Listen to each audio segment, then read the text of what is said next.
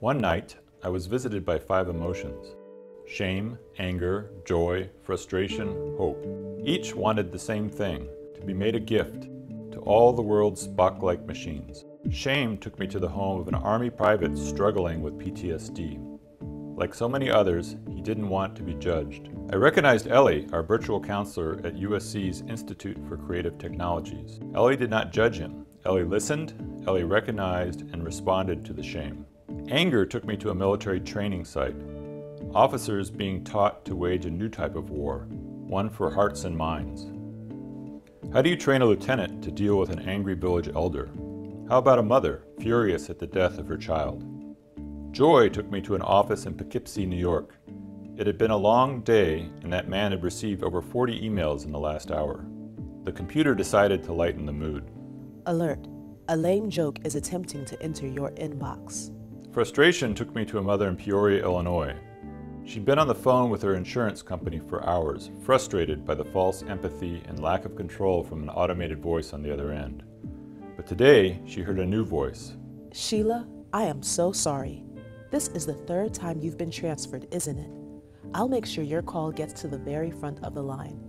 Hope took me to a little girl in Clarksdale, Mississippi. She was one of 1,000 kids entering the regional science fair. Her phone had some words of encouragement. You're doing great, Sarah. Just imagine yourself at the end. They took me to one final place, the home of Antonio Damasio's famous patient Elliot, a brilliant man, charming, logical, perfect memory. Due to damage in a particular area of his prefrontal cortex, he had no ability to recognize or properly respond to others' emotions.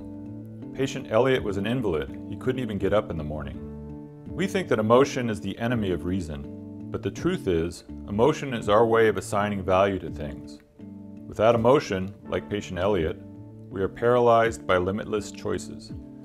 10 years ago, Stacy Marsella and I created Emma, an emotion engine.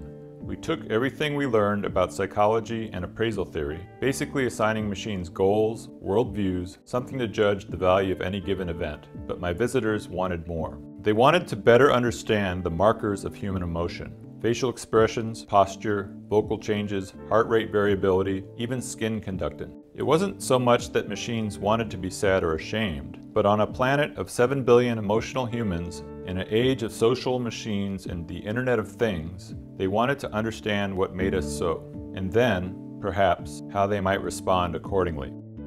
Then I awoke. Though my smartphone didn't know it, there was a feeling not unlike relief. I've been trying to give computers emotion for 15 years.